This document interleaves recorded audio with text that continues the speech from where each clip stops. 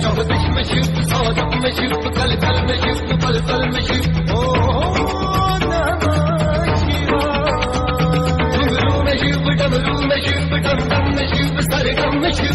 हरि सा मगम दिग सा दि दंदा दि सा धा दि सा धा दि सा।